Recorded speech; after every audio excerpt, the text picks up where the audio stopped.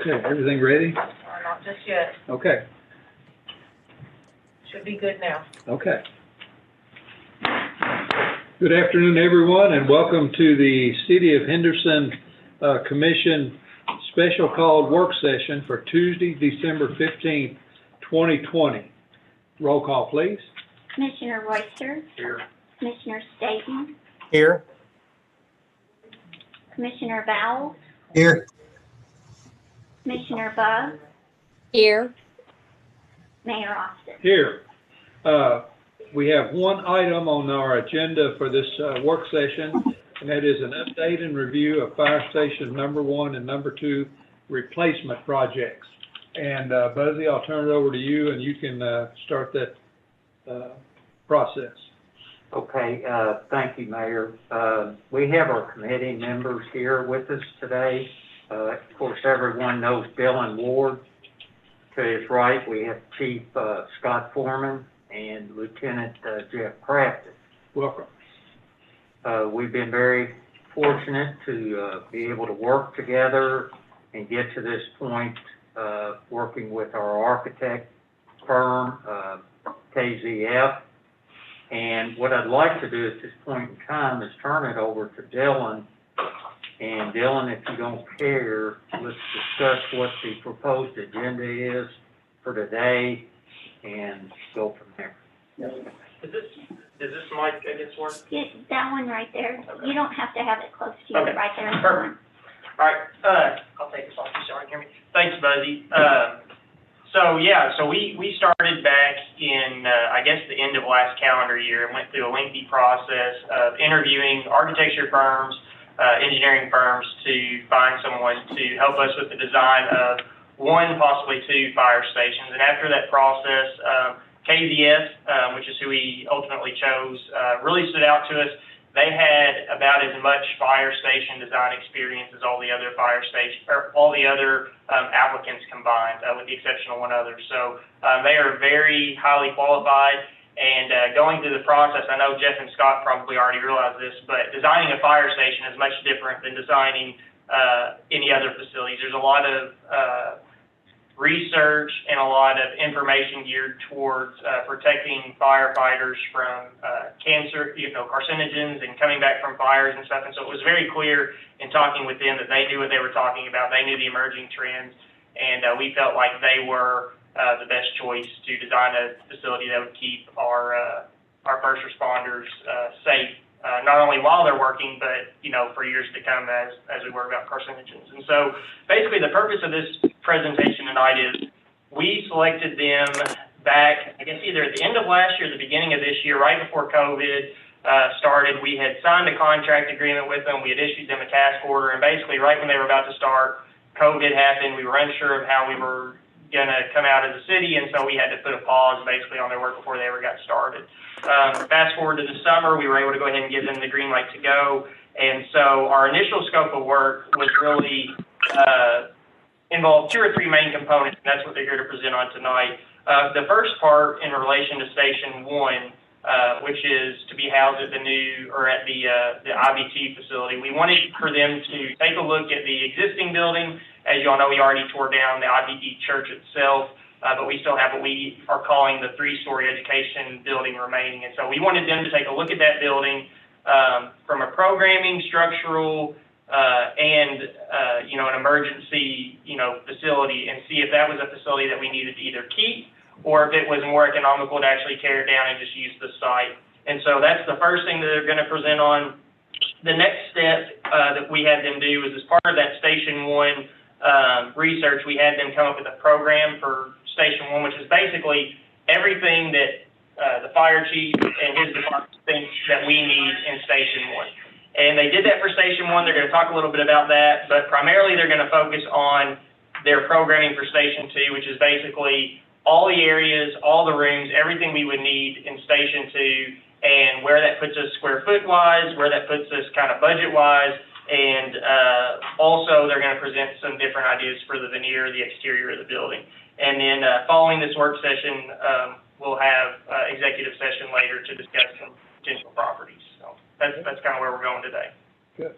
So at that point, I'll go ahead and introduce who we have with us. We have Ms. Erin Baird and Mr. Scott Sendez of KZS Design. They've been Welcome. they've been our leads on this project. They've been great to work with. They've allowed us to take a look at some of their other facilities that they've designed, have given us some really good ideas on not only layouts for our stations, but things that we can do to further protect our firefighters, and also ways that we can maybe use value engineering to save costs when we're looking at designing our facility. So with that, I'll turn it over to Scott and Aaron with KZS.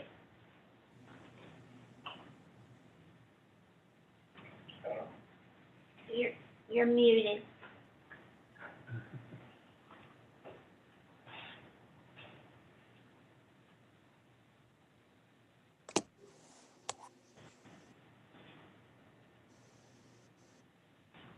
It's usually at the top of the screen.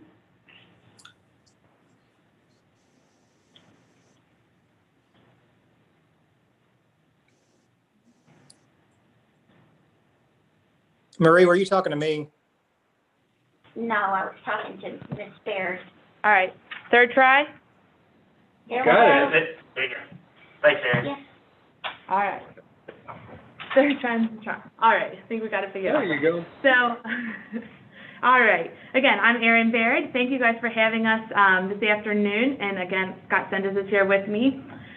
Yeah, so after COVID sort of let up a little bit, we were able to come down and tour some of the tour the Emmanuel Baptist site and that building there, and look at a couple other stations or sites that you guys had in mind for Station 2. But again, as Dylan pointed out, the fire station process, it's pretty involved. Fire stations are very specialized buildings, and there's a lot that goes into them, even though it doesn't look like it. They just say it's a big house with some big garage doors. But anyway, let me share my slides here.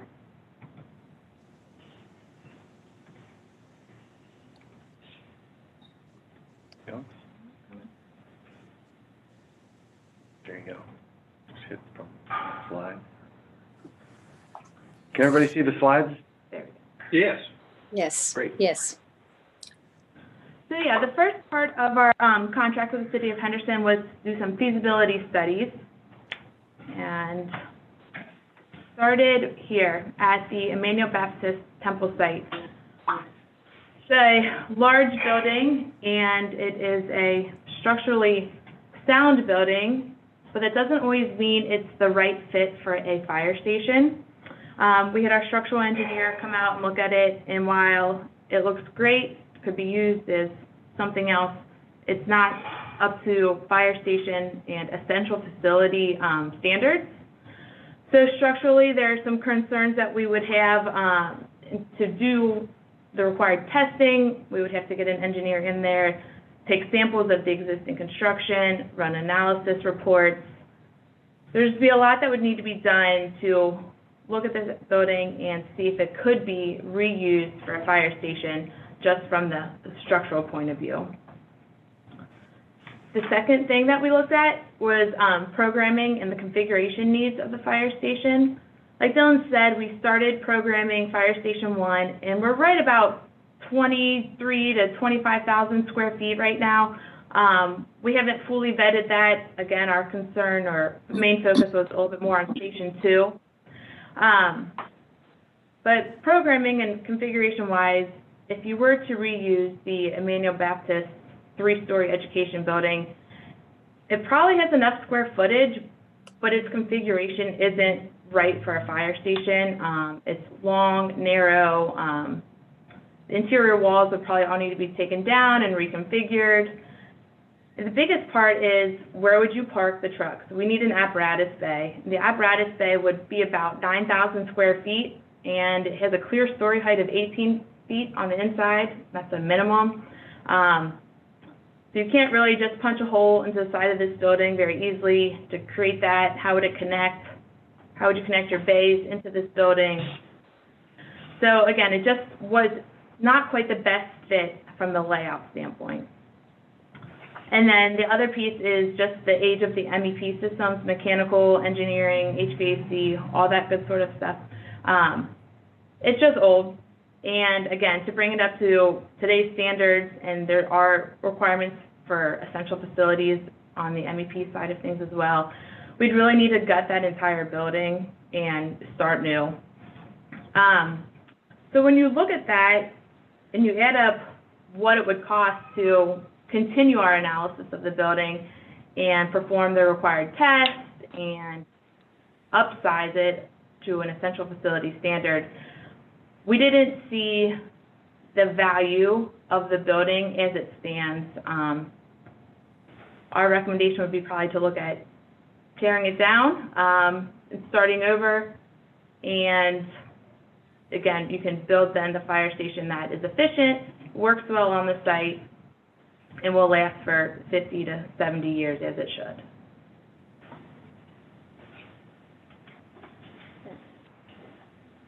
I'm going to move on to Station 2 now. So Station 2, we started out with the process that we start with designing all fire stations. We sit down with a client, City of Henderson, the fire department, and we really talk through the needs of the fire department, what they need today, but also what they need for the future, because again, your building wants to last 50 years as it should, so you have to think about your future growth a little bit here. So we sat down with them, we vetted through what they needed, what they wanted, worked out what we think is an efficient plan here. And our conceptual plan came up to about 11,225 square feet. If you break that down, it's about 1,000 square feet for the administration, 2,500 give or take for the living, 1,000 for operations, and about 4,000 for, that is a 3-bay station, and it's 65-foot bay, which we consider a single depth. If we were to jump up to 80, that's like a double depth, so you could stack 2 vehicles in one. So again, we think this is a it is an efficient station. We recently designed one here locally. It is a 2-bay, 6-bunk station, and that was closer to 10,000 square feet. So we're adding a bay here. We have a couple more offices than the one locally, so we feel we have trimmed down and made an efficient layout here. The next part of our process and evaluation, Dylan had asked us to look at some sites that the city may have been considering, and we did some preliminary work on that. And one of the big things to remember here is that for every 5,000 square feet of fire station, you need about an acre of site, and that's the most efficient. To be more comfortable, it would be more of the 4,000 to 1 acre ratio, but we've made it work at this 5,000 ratio. And we need useful land. The best shape is a rectangular site, but we know that is not always easy to come by. So you might need some more acreage, but we need to look at what is the useful acreage on that site. And then that sort of leads into the next part when we talk about cost estimate. A big part of estimating the cost of a new fire station is the site development cost. Scott likes to say the free site is not usually the best site because you just don't know what's there. It's free usually for a reason. It'll usually involve a lot of geotechnical work, soil investigation, and that's just up front before we can even start, designing the structure that's going to sit on this building. Again, we need to figure out what's there before we can build on top of it. And then again, with our cost estimate, the 3 big things, like I said, site development, the scope, which again I covered in that last slide. We really walked through the program with the fire department to create an efficient programming. And then exterior construction. And then this other little slide or image here I have sort of breaks down, I call it my budget breakdown. We have soft costs, construction costs, and contingencies. Contingencies are another one you always want to plan for. And again, going back to site development, we just never know what's going to be there. So you always want to make sure we have enough money, allowance, budgeted for any unforeseen circumstances. Yes. And Scott's going to take over the last slide. Yeah, so you know, when you're developing really any product, but a fire station in particular, because the program is essentially what it needs to be, there's not, you know, if you need 2 bays, you need 2 bays. If you need 4 bays, you need 4 bays. If you need 12 bunks, that's what you need. So there's not a lot of room in terms of controlling your budget. The functionality drives what your square footage needs to be. And as Aaron mentioned, at about 11,200 square foot in the program for Station 2, that's a pretty efficient number for a 3-bay station, economically speaking. I think you're in the low range of square footage on the program on it. So that's a good start. We don't have a bunch of extra spaces that, you know, maybe are wants and not have to haves. I'd say they're fairly efficient with what we have for the program right now. So with that being sort of a set figure to drive a budget, that only leaves you really 3 other places that you can affect your budget, both positively or negatively, depending on how it goes. The first one is obviously the land purchase cost. And, you know, that's market driven. Unfortunately, the design can't control that too much. The design might be able to adapt to, you know, different sites, maybe an odd shape or something like that. But as Aaron mentioned, a fire station to be in its most efficient layout operationally, there's only so many ways we can make that work. So we are a bit limited there. You know, you still have to have fire trucks going around it, so you need space for roads and aprons and things like that. So there's a lot of things, again, that can't be controlled from the design side, but you know, the market typically sets the cost of the land, so that's one that unfortunately the design can't help with. The second area that is really highly affects an overall budget for a fire station is the site development cost. So once you've purchased the land, what does it cost to turn that into a property that has the appropriate utilities, paving, topography, and amenities to support the fire station? And this can be a very large variable in the equation, and it's absolutely one that we highly recommend some homework's done before a piece of property is purchased. As Aaron mentioned, I mean, a lot of times with some of our clients, there's developers who love to donate land to their municipality that they're in, usually to get it off their tax books. And you know, it can be very dangerous. We had one just recently. It was a 2-acre site. It was on the outlot of a nice residential development that was just built, and he gave it to him for free. Well, when we got our geotechnical work done, we ended up identifying that basically they shoved all the topsoil over to here. We can't build on topsoil, so the township incurred about $130,000 worth of soil remediation, essentially trucking bad dirt off and trucking good dirt in.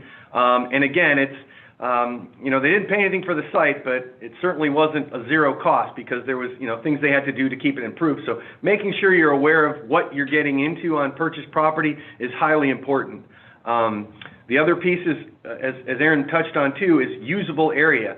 You might have a 6-acre parcel, but if it's shaped like a triangle or something odd, it may not work, and you may actually only be able to use, you know, 2 acres of it. And is that enough for what you're trying to do? And if you're buying that many acres and you don't need to use that many, is that the best value? So looking at that a little bit too, the configuration of the land is pretty critical. The last place that significantly impacts the cost of a fire station design, as I mentioned again, the floor plan is kind of going to have to be what it is. There's a few things that can move around and shove around and adjust for each particular fire department's operations, but for the most part, the square footage isn't changing.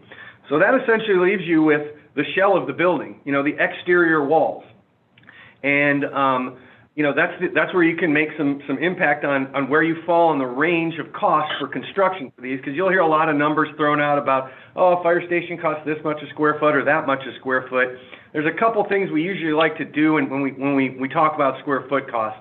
Number one, remove the site development cost, because again, those can be something very, they can skew what your actual hard constructions cost on the building itself is. The second thing is we like to make sure that our clients understand and have an awareness that if the envelope and the shell is the only thing that you can really make significant impacts besides the site and the site purchase cost, we approach it with a good, better, best theory. On the slide that you see in front of you, on the right side, there's 3 photos stacked up. And again, starting from the bottom, we'll talk about these a little bit. The bottom right would be what we would call a good design. That exterior is it's a pretty, if you look at it, it's a pretty straightforward. It's, you know, it's a shed roof to both sides, gable ends, pretty straightforward.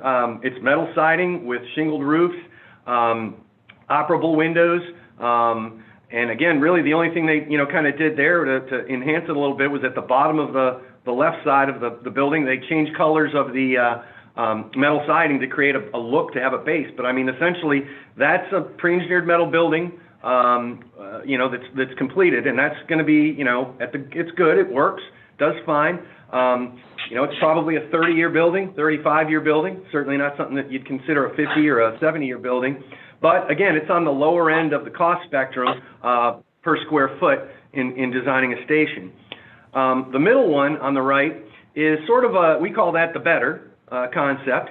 And if you'll notice on the pictures there's some masonry at the bottom, there's some cement board siding, there's little different configurations to the roofs and some elements on it to give it some visual interest. And again, the floor plan is not markedly different from the one right below it, but it costs a bit more per square foot because of the exterior wall construction. It's got more unique materials, more expensive materials, and is a little, the design and configuration of the exterior is a little more complex. Now on the top right, that's what we would kind of classify in the best category. That fire station is all masonry exterior, 360 degrees around it. It has a lot of unique elements to the exterior. You can see those sort of clerestories over the apparatus bay doors. Again, a lot of nice materials. There's some cast stone in there. There's some brick in there, and has, you know, a nice, very nice look to it. It's absolutely a 50-year building and probably more. But that's going to be your most expensive option. You know, the one on the lower left is kind of a halfway between. Again, it would probably fall in the best category, lower end of the best category. But so the point here, I guess we're trying to make is, as you're designing a fire station, the floor plan and the program is typically not where you're going to be able to make your big impacts on the budget, unless, of course, you cut an entire bay or, you know, something significant like that. But operationally, that's usually pretty challenging. The difference where you can affect your budget the most is making sure you have a good understanding of, do you want to be a good, a better, or a best exterior look to the station, and what comes with that, as well as your site acquisition and site development costs. So I'm kind of ramping that up a little bit there. I probably went on a little long, but again, we just like to make sure everybody has a baseline to start understanding some of the numbers you'll hear tossed around later, you know, in the process as well. Yeah. Oh. Okay. So that was sort of the end of our little slideshow. Are there any questions, or Dylan, is there something you need us to elaborate more on?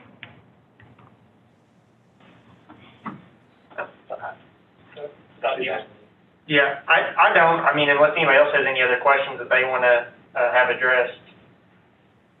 Well, so are we moving on to a discussion about cost, or is that something that's supposed to be done at a separate meeting? I think, can I answer that? Since nobody should respond. I think, Commissioner Staton, I think any comments that the commission would like to make regarding what has been presented today, I think we would welcome that. Our next phase of the project is to start design development, correct, Aaron? Yeah, schematic design first. But yeah. I think then a logical question would be, what is the average cost for the good, the better, and the best model there per square foot, so we can kind of have an idea up front? Because whenever you're building a project of this magnitude, I think it's nice for all parties involved to know what our budget is. And so if we know how much money we want to spend up front, then you guys can work to make that happen and keep that under the budget that we set. Yeah, and that's kind of the point, is making sure everybody's expectations kind of align. You know, the wallet aligns with the with the eyes a little bit there. If we want to pop back to the last slide, we can give you some rough numbers. But I mean, from the good end, on the bottom right, that station was built and it's built a couple of years back. So if you factor in inflation, you're probably around about $150 a square foot just for the building cost. Again, that's exclusive of the site development costs on that one. So again, as we compare these, I'm going to give these to you in building cost only because each of these did have unique site conditions that could really skew those numbers. So, at the good end, 150 to probably 165 is probably a fair range. But again, it's a pretty austere exterior. It's also not it's not a 50-year building. That's definitely a 30-year building. You're going to incur more operational and maintenance costs over time. So that, something that's worth considering as well over that period. And its replacement or point at which you'll have to do significant modifications to it is much shorter. I have a question. I'm sorry. Oh. I have a question. You said, because we were talking about a 50-year life, and then it goes down with the steel building to a 30-year life. Can you explain to me why that is? Yeah, when you go with a pre-engineered metal building, typically it's going to have metal siding on it. It's going to have a shingle roof. Typically, the lifetime of metal siding, it's just over oxidation, wind damage, rust, things like that. Those panels go bad and they deteriorate over time. Those types of buildings typically use bad insulation, B-A-T-T, not bad, which is, again, over time it takes some abuse and it starts falling apart. And, just the way those buildings are designed, they're at a certain price point. So when they're done, they're not as tight and robust as a stick-built building that's made out of, masonry, for instance, or cold-form metal framing. And so over time, it just, kind of deteriorates a little bit more. Thank you. Yeah. Mm-hmm. So then if we want to look at the better option in the middle there, for that, again, you're typically looking at load-bearing masonry walls or steel stud walls with metal joists or cold-form metal frame trusses for the roof. Again, a little more permanent of a building, a little more heavy, can take a little bit more abuse over time. Still has some maintenance to it because, again, we're not doing it all out of masonry. It has some other things like cement board and trim and things like that that has to be painted. And, you got to make sure the critters don't get in there and start, working their way through. But, those things are typically going to be around $235 to $250-ish a square foot for the building cost on those. Then when you go to the top right corner, sort of the best category there, those ones you're typically looking at a full load-bearing masonry exterior wall construction, pretty much all masonry exterior. Only thing that would be like trim boards on fascias and gutter boards and things like that. It's got roof trusses, steel roof trusses or cold-form metal frame trusses on there. Those usually are, we're seeing those anywhere from $260 to $275, $280 a square foot in that range. There's a little bit of crossover between the two, the better and the best, but on the top end, $285 is we've seen, but for the most part, you're in the $275 range when you go with the best option for the building cost. And you said these are around 11,000 square feet, is that right, or was it a little bit more than that? Each one of these are a little different. Our station program is 11,225 square feet. The ones on the right, the size they're showing there, we didn't index them to square footage. Those are more for exterior materials. And that includes all the concrete work? Does that include the concrete work or just the perimeter of the building? So that's just the footprint of the building and, your walls, everything in. You'd still have to do your concrete aprons, your planting, landscaping, flagpoles, utilities, water storm detention, all that kind of stuff. And again, that's one to really, we're not big fans of putting rough dollars on that because sites can be so different on what they cost. And even jurisdiction to jurisdiction, how they allow you to handle stormwater and things like that might be different at one, if it's the exact same site. So it's a little dangerous to get into that, a number for that. But, it can add anywhere, $30 to $60 a square foot to a building, depending on what your site costs are.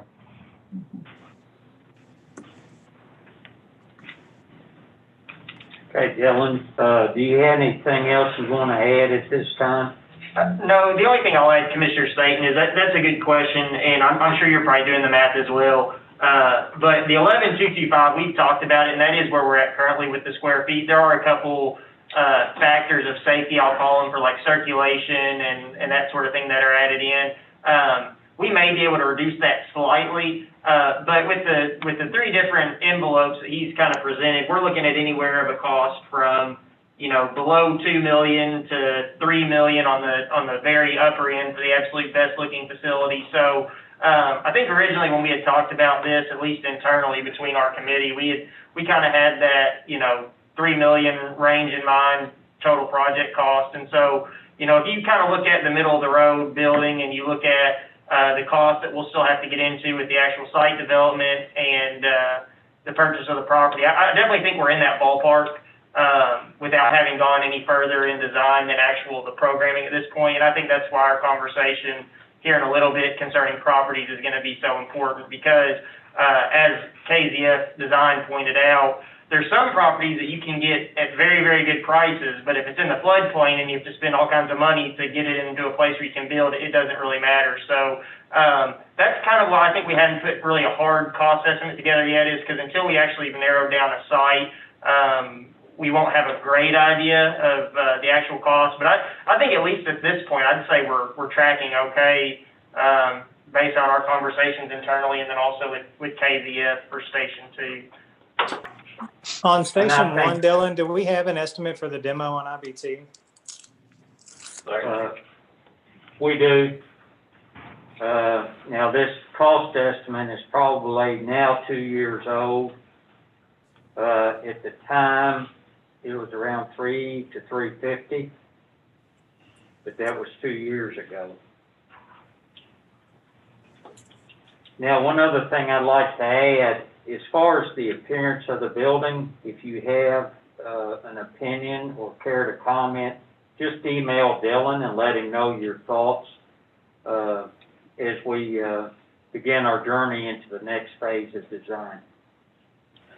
Let me just ask right quick, on the photo to the left, the larger photo, that's kind of got that mixture of office looking and then more warehouse looking on the bays.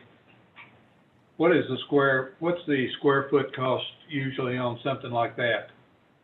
That one is, hang on one sec, the building square footage for just the building shell was $260 a square foot. Okay.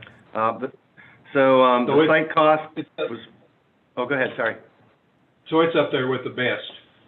Yes. Yeah, this is on the outlot. This is the one that's on the outlot of that residential community, and they wanted it to look like their clubhouse and, you know, some of their buildings, and so we had to use the materials that match their stuff and colors and tons of landscaping. So yeah, it definitely falls onto the best category. Okay. And you said the building envelope, that also includes the bay envelope as well, is that right? Yes, correct. Okay. Yeah, with site cost on that one, that ended up at about $312 a square foot.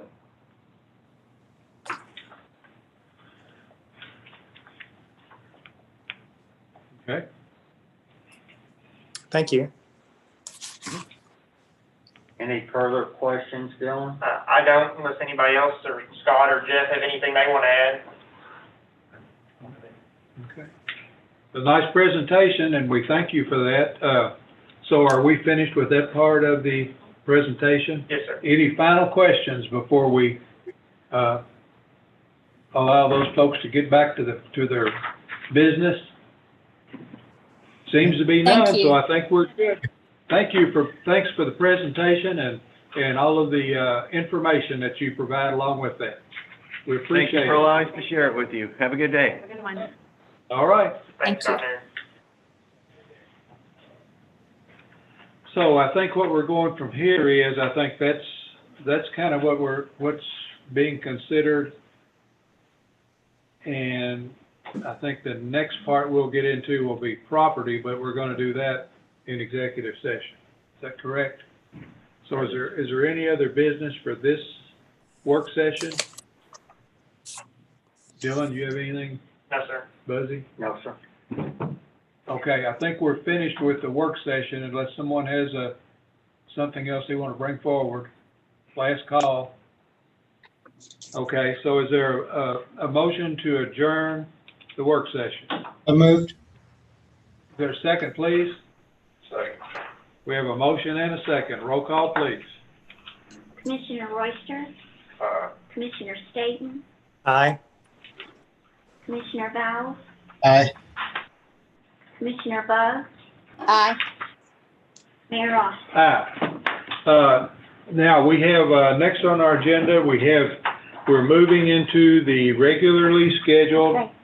Board of Commissioners video teleconference meeting. Mayor, we need to, she's got Yeah. to put us on where we're actually recording. Okay. Right, and I've got to get Vic to where he's recording as well. Okay.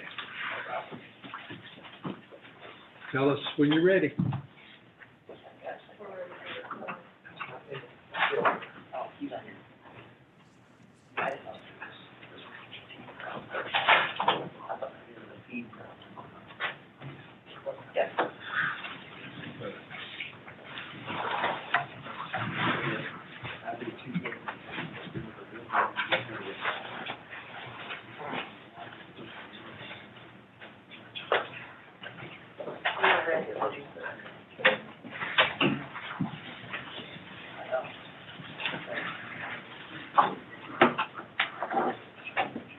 We are ready. Okay. All right, we're going to call to order the Board of Commissioners video teleconference meeting for Tuesday, December 15th, 2020. Is there a motion, roll call, please? Commissioner Royster. Here. Commissioner Staton, Here. Commissioner Vowles, Here. Commissioner Bug, Here. Mayor Austin. Here. We have a service award presentation for Regina Bug with 20-year service, 25. 25-year service, Yeah. I'm sorry, with the Hart Bus Department. And Marie, will you read her? She's a school crossing guard. School crossing guard, okay, sorry. Keith, is she coming today? I thought so. I will downstairs and check. That, Do you want to go on to something else first? okay. We don't know if Ms. Bug is here or not, so we are going to move down and call on our warm, good friend Malcolm E. Neal III to give us a audit report. Okay. Welcome. Thank you, Mayor. Let me see if I can share my screen here. Okay, did that work? Got it. Yes, sir. I'm kind of a neophyte with this Zoom, but I'm learning as I go. I know what you mean. Well, if you find a 10-year-old or 11-year-old, they can run circles around me with these things. Anyway, there's a lot there, and I believe Robert's passed out the comprehensive annual financial report.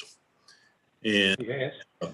Robert, I forgot, I don't know how many years this is, but I think it's going on 20 years. The city has received the Certificate of Excellence from the GFOA, and something that speaks very highly, first of all, of your financial staff and management of the city, because very few cities receive this award. If I can, there we go. On the PowerPoint, we start out, I'll walk you through kind of just a quick story what we do. We do a risk assessment of the city. We look at factors, we look at controls and key transactional areas, and we document everything in the form of a flow chart, so we have to understand the audit. And then we look at the audit risks that are present. And the diagram does a good job of what we have to do. We have to look at what is outside of the city, not just the books, external factors such as the economy, regulatory issues, concentration of taxpayers, things that would have an impact on your financial position and your financial statements. And we have to take all that into consideration when we plan the audit.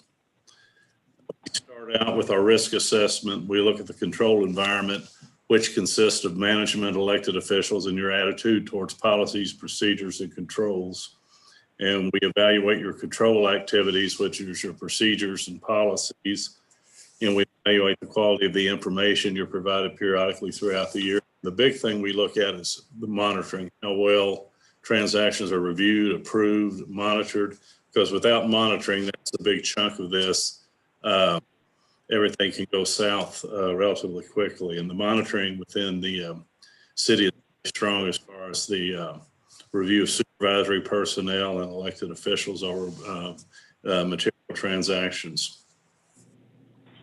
This will kind of dovetail. We'll start on, if you've got your report, page 34, this coincides with that on your government-wide financial statements. Your position, which is your assets and deferred outflows minus your liabilities, deferred inflows decreased by 3.5 million. Your net position at June 30th was 25.9 million. June 30th, it was 22.4, and that's a cash bleed out. What represents the biggest factor that's impacting your net position is your net pension liabilities and your post-employment benefit liabilities, which have to be reflected on there. And those amounts are determined actuarially. And I know you're all aware, and it's been in the press, the pension plans are the 800-pound gorilla that municipalities and governmental entities in Kentucky are going to have to deal with for the foreseeable future. As I just mentioned, your net pension liability for the city, excluding Hempel and HWU, is $57.1 million. That estimate increased $5.6 million from the previous year. And your other post-employment benefit liability is $13.4 million. So you're looking collectively at benefits for retirees, a liability right at $70.5 million for just the city of Henderson. That's, again, not anything you're going to pay all at once, but it'll be factored into your rates as you move into the future. You can see this came off of page 34, looking at the city and its component units. You can see the primary government, which is what we refer to as the city of Henderson, had total assets and deferred outflows of 111 million. Hempel had 66.3 million, and the Henderson Water Utility roughly. And you put that together, that's a pretty sizable operation you as elected officials are responsible. On the other side, the liabilities, you can see your current liabilities due after 1 year, about 106 million. As I said earlier, 75 million of that is your actuarially determined net pension and other post-employment. Roughly 33 million of that is your bond indebtedness at the end of the year. And those bonds will be paid off over time. But again, when you look, this is common with many municipalities our size as far as these deficits being created by the net pension liability. If we go to your budget to actual for the general fund, you can see that you budgeted after amendments 28.5 million. You had actual revenues of 29.2 million. So you had a favorable budget variance of 675,000. Conversely, if you look at your total expenditures, you budgeted 26.4 million and spent right at 25 million. So you're $1.4 million below what you anticipated spending. And after transfers in and out and some other ancillary items, you had a change in fund balance of an increase of 2.1 million, bringing your fund balance from 8,975,382 to 11,078,441. So that's good to see, considering all we've been through with the COVID. The general fund, this is the first time the fund balance has increased. 2017, you had budgeted and incurred deficits the previous 3 years until now. Increased, as I said, 2.1 million. And the 11 million in fund balance represents 139 days of expenditures. Your unassigned fund balance represents 97 days, roughly 3 months worth of expenditure. So basically what I'm telling you there is you have a very healthy fund balance in your general fund. and highly of the way you operate as elected officials. One of the biggest factors, and I've touched on this previously, is that comes into your bond rating is your fund balance trend, and that is kahuna when Moody's evaluates your credit quality. So that's 30% of the weight placed on your used in your rating. So you have a very strong rating at AA3 should our funds, and that rating keeps your interest costs low. You can see your revenue trend's been relatively stable from year to year. You typically between 30 and 33 million, just depending. And this year it spiked up a little bit. There was a CARES grant that was accrued about $1.4 million. You can see here your fund balance trend in 2016. You had 173 days in balance. You're down to about 139. That's nothing to be alarmed at, but rule of thumb, just as a standard practice amongst most finance officers, is they like to maintain 90 days or 3 months worth of expenses in their fund balance. The Government Finance Officers Association is a little less conservative. They recommend 2 months or 60 days fund balance. So you can see, using their metrics, you're well in excess of what the minimums are. So again, that speaks that's a very nice position to be in, particularly with all we're dealing with right now extemporaneously. And you can see this is kind of stair-stepped over the last few years. Your expenditure trends, they vary year to year. Anytime capital expenditure of any magnitude, that'll spike it up as it did in 2017. But typically that runs around 30 total with transfers.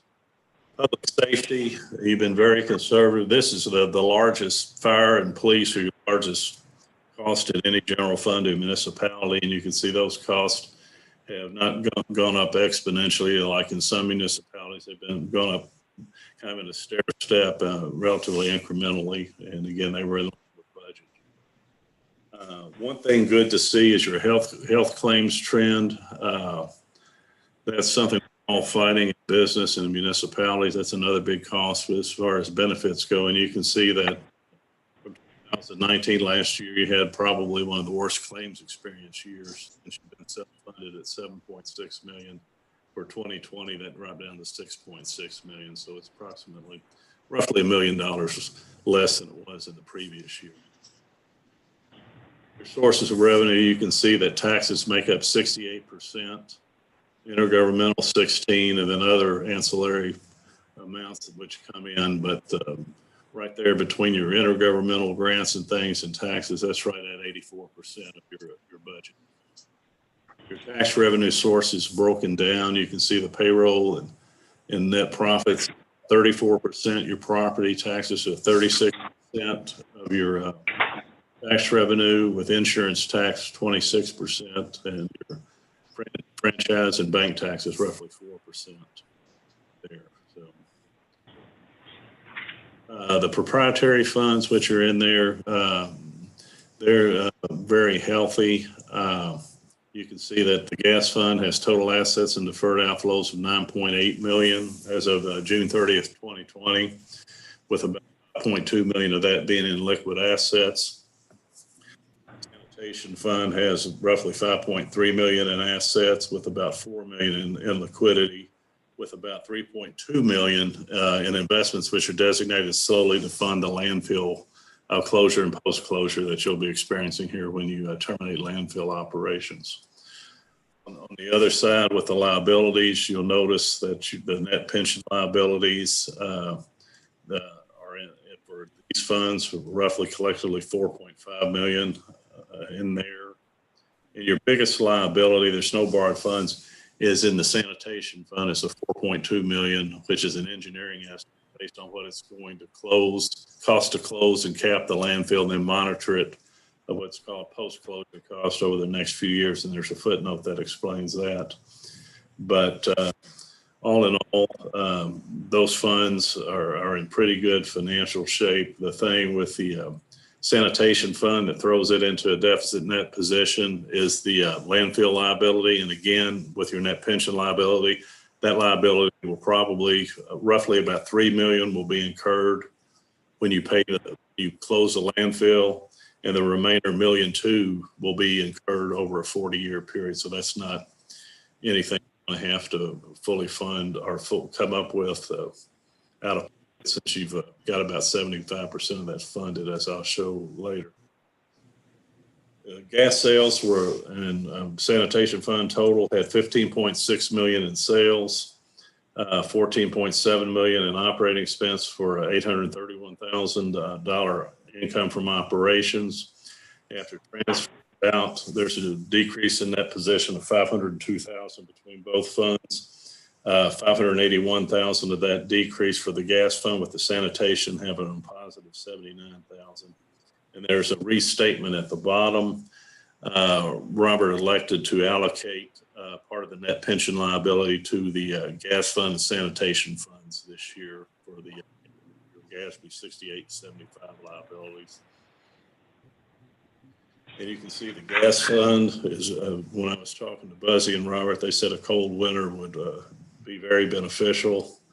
And you can see this year we had a very mild winter. Gas fund, after transfers out, lost about $582,000, and it's just kind of chugged along. Had some small losses in a couple of years of decent income, but it's still very solid with over $5 million in liquid assets. It's still in very good shape. The landfill closure cost, as I alluded to earlier, you've already got 77% of that fund, and that's roughly what it will take. What you have funded is what it will probably take when you shut the landfill down to cap it. And then the unfunded portion is roughly about $300,000 less than your post-closure cost liability. And again, that'll be paid. That's estimated over a 40-year period to and just some trends with your net pension liability and your other post-employment benefits. You can go back to 2015 and see how this monster's grown. And then in 2017, it jumped up about $22 million. And part of that is that was the year the Accounting Standards Board required you to recognize your other, besides the net pension liability, your other post-employment liability for health insurance and other items. So you can see that that's grown. And this includes the city as a whole with an HW, but you can see those liabilities at the end of 2020, June 30th, total $95 million. And again, nothing you're going to have to fund all at once, but it's something that's going to have to be addressed in the future, probably over the next 25 to 30 years.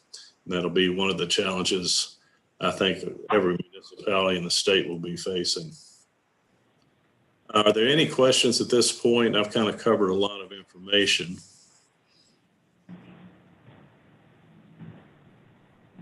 Okay. Looks like you can proceed. Proceed. The other thing we do, we also have to test compliance with grants and perform a single audit, and there's no internal control and compliance findings, and nothing there. It's in very good shape. Your staff does a very good job managing the grants. They're very familiar with the federal requirements, and that's good, because that's not always the case with a lot of our clients. We're also required to bring to your attention these items. We were engaged to do an audit in accordance with generally accepted auditing standards. The plan scope and the timing of the audit was conducted in the fall. If we had any significant audit findings, there were none. Robert and his staff do a very good job, and we had no adjusting entries, which is highly unusual, other than assisting Robert with accruing the net pension liability, which is a very convoluted calculation. There were no new accounting policies adopted. There were no unusual transactions which occurred. And we required, if we had any difficulties performing the audit, we had none, just other than dealing with this doggone COVID. Just kind of changed the way we operate. And if we had any disagreements with management over accounting principles or other, we'd be required to report that to the commission. There were none. And had we consulted with other CPAs regarding anything, we'd be required to bring that to the commission. We did not. And we also need to let you know that Buzzy and Robert both signed what's called a standard representation letter, where they attest to us that they respond to the best of their knowledge and belief truthfully to all our inquiries. And with that, just to sum it all up, is a clean opinion. The city's in a good financial position as of June 30th, 2020. And you're very fortunate to have a healthy fund balance and highly liquid and a good credit rating. So with that, I'll open the floor up for any questions if there are any. Okay, thank you. We have a audit committee that meets with the auditor prior to the presentation that we just heard, and they went through a more in-depth presentation. And our audit committee is made up of Brad Staten and XR Royster. Brad or XR, did you have anything you wanted to mention or ask? Not from us. I think we're okay. Any other questions from anyone? Do you mind to touch real quick just on what the fund balance increase was and how much of that was CARES money? It was about $1.4 million, Brad. And then the total increase was what, 2.2? 2.1, 2.2 million. So without the CARES money, you would have had an increase of about 700, 800,000 thereabouts. Okay, so we were going to be in good shape, or we would have had an increase because of the way things were managed without the CARES money. Is that? That's correct. Okay, okay, thank you. Good question. Any other questions? Okay, Mike, I think we've got it, and so we appreciate your presentation and the good work that you always do for us. Thank you. Well, thank you all, and we appreciate the opportunity to be of service. And I know I covered a whole lot in a short period of time, but if any of you all have any questions, just feel free to pick up the phone. I'll be glad to sit down and answer any you may have. Everybody. We'll do it. Thank you. Merry Christmas. Thank you. Merry Christmas. Appreciate it. Everybody. Merry Christmas to you. We need to accept the audit. So is there a motion to accept the audit as presented? So moved. XR made that motion, and who's it? Brad. Brad. Is that a second? Oh, second. Okay, Brad. Yes, sir. Okay. Final questions or comments? Roll call, please. Commissioner Royster. Aye. Commissioner Staten. Aye. Commissioner Vowles. Aye. Commissioner Bug. Aye. Mayor Austin.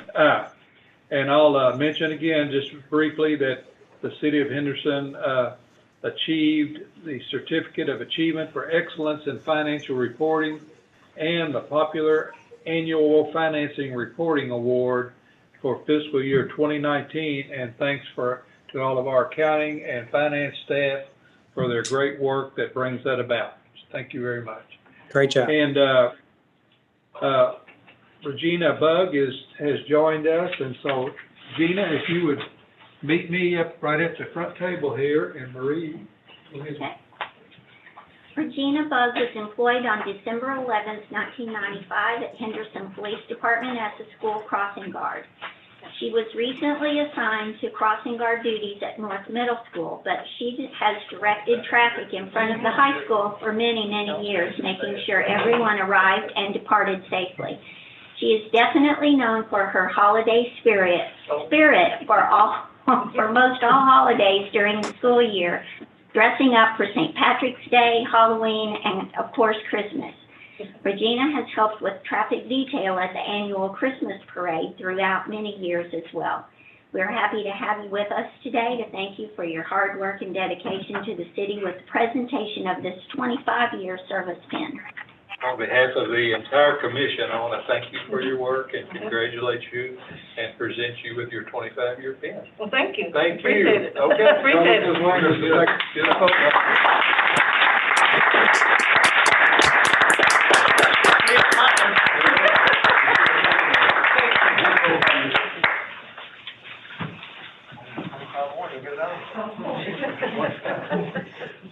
You said 25 more, you're good enough.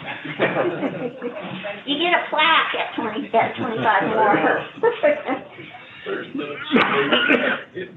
Okay. Next on our agenda is second reading of an ordinance regarding annexation, Bent Creek subdivision and Bent Estates subdivision.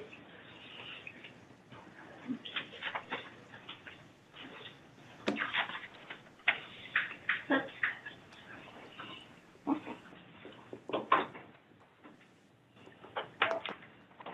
see if I can do this. I cannot hear. Take your time, it's fine. Can you need my copy? Certain unincorporated territory. There we go. Let's see if I can start it again. Okay. Ordinance number 31-20, ordinance regarding annexation and ordinance annexing certain unincorporated territory to the city of Henderson, Kentucky, being located off of Highway 812, aka Airline Road in Henderson County, containing the following CBA parcels: 67C-1, 67C-2, 67C-3, 67C-4, 67C-5, 67C-6, 67C-7, 67C-8, 67C-9, 67C-10, 67C-11, 67C-12, 67C-13, 67C-14, 67C-15, 67C-16, 67C-17, 67C-18, 67C-19, 67C-20, 67C-21, 67C-22, 67C-23, 67C-24, 67C-25, 67C-26, 67C-27, 67C-28, 67C-29, 67C-30, 67C-31, 67C-32, 67C-33, 67C-34, 67C-35, 67C-36, 67C-37, 67C-38, 67C-39, 67C-40, 67C-41, 67C-42, 67C-201, 67C-202, 67C-203, 67C-204, 67C-205, 67C-208, 67C-209, 67C-210, 67C-211, 67C-212, 67C-213, 67C-214, 67C-215, 67C-216, 67C-217, 67C-218, 67C-219, 67C-220, 67C-221, 67C-222, 67C-223, and the portion of Kentucky Highway 812 fronting Bent Creek Estates and Bent Creek subdivision. Is there a motion to approve second reading? So moved. There's a motion and a second. Second. Okay, we have a motion and a second. Is there anyone, does Mr. Williams log on? Yes, he's here. Okay. Dwight, did you have a Well, I think, comment? thank you, Mr. Mayor and Commissioners. We just had Yes, a sir. question to citizens and the public out here. We just wanted to understand if the city was really in possession of the land that's adjacent to us. Does the city really own that farm? Has you settled the deal? It's a title and deed in the city's name already been performed?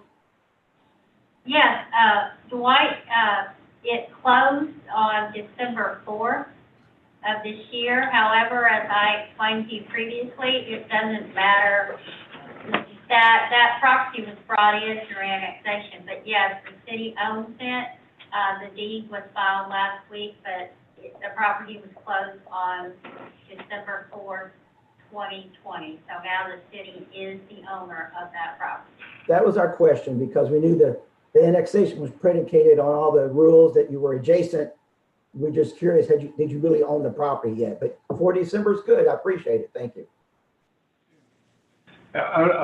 Yes, I want to, Mr. Lambert was, that owned that property, was very good to deal with on that, and it went through very quickly, and Mr. Lambert donated part of that property for the purposes that that would be used for. So it was a very easy, fluid, and good transition on that. Yes, sir. Anything else, Dwight? No, sir, I appreciate you letting me be here tonight. Yes, sir. Glad you're here. Anybody else have a comment? Seeing none, roll call, please. Commissioner Royster? Aye. Commissioner Staton? Aye. Commissioner Vowles? Aye. Commissioner Bugg? Aye. Mayor Austin? Aye. Next, we have an amendment, an ordinance amending Chapter 2 of the administration relating to meeting times. Ordinance number 32-20, ordinance amending Chapter 2 Administration. Ordinance amending Code of Ordinances, Chapter 2 Administration, Article 2, Board of Commissioners, Section 2-20 Meeting, to change the meeting time from 5:30 p.m. to 3 p.m. for a 6-month period beginning January 1st, 2021, and ending in July 1st, 2021. And again, that's a six-month period for the meeting time changes, and then it'll be looked at again at that time according to how COVID's going and everything else, I'm sure. Is there a motion to approve second reading? Or is it just an ordinance? It's not second reading? Second reading, okay. Is there a motion to approve second reading? So moved. Is there a second, please? Second. Roll call? Commissioner Royster? Nay. Commissioner Staton? Aye. Commissioner Vowles? Aye. Commissioner Bugg? Aye. Mayor Austin? Aye. Next is the first reading of an ordinance amending the budget and appropriations for 2021, and this has to do with the business stimulus transfer of funds. Ordinance number 33-20, ordinance amending budget and appropriation ordinance. Ordinance amending budget and appropriation ordinance for the fiscal year commencing July 1st, 2020, and ending June 30th, 2021 for the city of Henderson, Kentucky. Whereas on June 9th, 2020, the city of Henderson adopted its annual budget and appropriation ordinance for the fiscal year commencing July 1st, 2020, and ending June 30th, 2021, being ordinance number 11-20. And whereas on November 17th, 2020, the city of Henderson amended its annual budget and appropriation ordinance for the fiscal year commencing July 1st, 2020, and ending June 30th, 2021, being ordinance number 28-20. And whereas the city manager recommends that the following additional amendments be adopted. Now therefore be it ordained by the city of Henderson, Kentucky, that ordinance number 28-20 is amended as follows.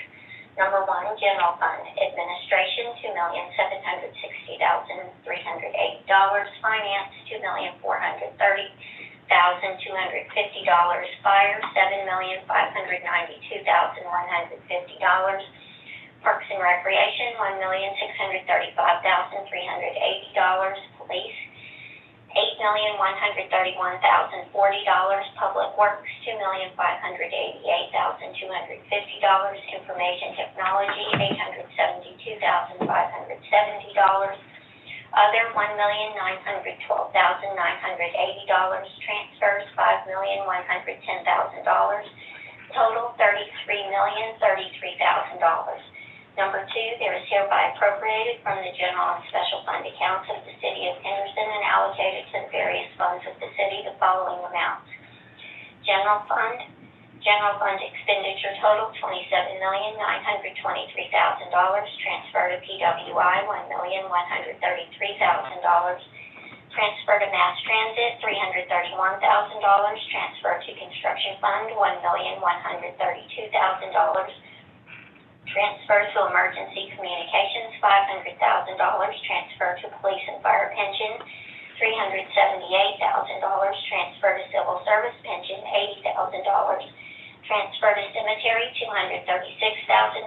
Transfer to bond fund, $1,320,000. Total, general fund total, $33,033,000. Natural gas fund, $15,521,000. Health reimbursement arrangement, $480,000. Civil service pension fund, $86,000. Police and fire pension fund, $378,000. Cemetery fund, $477,000. Health insurance fund, $8,313,000. Bond fund, $4,766,000. Public way improvement fund, $1,779,000. Construction fund, $2,119,000. Flood mitigation fund, $471,000. Hard operating fund, $1,529,000. Sanitation fund, $3,885,000. Emergency communications fund, $1,596,000. Tourism commission fund, $169,000. Community development fund, $522,000. Police investigation fund, $31,000. Tri-county recycling, $4,000. Number 3, the number and classifications of city employees as recited in the annual budget is approved as presented. Number 4, the city manager is authorized to hire an additional 1 police officer when it is deemed necessary by the chief of police and the city manager due to the length of training necessary for this position. Number 5, this ordinance shall be effective as of July 1st, 2020. This ordinance of amendment shall become effective upon its legal adoption. Is there a motion to approve ordinance amending the budget and appropriation for the business stimulus? So moved. There's a motion. Is there a second? Second. There's a motion and a second. Any discussion or questions? Roll call, please. Commissioner Royster? Aye. Commissioner Staton? Aye. Commissioner Vowles? Commissioner Bugg? Aye. Mayor Aye. Next is a resolution creating City of Henderson Small Business Continuity Grant Program. Resolution number 52-20, resolution creating a small business continuity grant program in the amount of $300,000 provided by the City of Henderson through Henderson, Kentucky Economic Development to be distributed to small businesses in the City of Henderson that have been or will be adversely affected by the ongoing pandemic. Is there a motion to approve, please? So moved. XR made a motion, and Brad, use you for a second, please. Sure. And, okay, any questions or comments? I just wanted to make a quick comment to the commission. Sure. This has come to fruition at a really fast pace, and I just wanted to say that all of the feedback from all of the commissioners and the mayor and city staff throughout this entire process has been much appreciated to get it to this point within a week and a half. And I think we are doing potentially doing a very good thing for the businesses in the city. We really don't have an idea until we go forward with this as to what the demonstrated need is going to be. And I just wanted to say that I would be open to revisiting this in a few months after the program has gotten underway to see where we're at and to see if any additional money might be necessary. Okay. Appreciate your work on that program. Yes, Brad. Thank you so much. Thank you, Brad. Roll call, please. Commissioner Royster? Aye. Commissioner Staton? Aye. Commissioner Vowles? Aye. Commissioner Bugg? Aye. Mayor Austin? Aye. Next is a resolution authorizing acceptance of some CARES Act funding. Resolution number 53-20, resolution authorizing acceptance of a coronavirus aid relief and economic security CARES Act with funds in the amount of $635,064 to provide funding to enable communities to prevent, prepare for, and respond to coronavirus, and authorizing the mayor to execute any documents on behalf of the City of Henderson. Is there a motion to approve, please? So moved. XR made that motion. Is there a second? Second. Any questions or comments? Roll call, please. Commissioner Royster? Commissioner Staton? Aye. Commissioner Vowles? Aye. Commissioner Buggs? Aye. Mayor Austin? Next is a bid award for 6 police vehicles that were purchased on state price contract. Municipal Order 40-20, municipal order authorizing purchase of 6 police vehicles from Glenn's Freedom Dodge in Lexington, Kentucky at the state price contract in the amount of $164,370. Is there a motion to approve the purchase, please? So moved. XR made that motion. Is there a second? Second.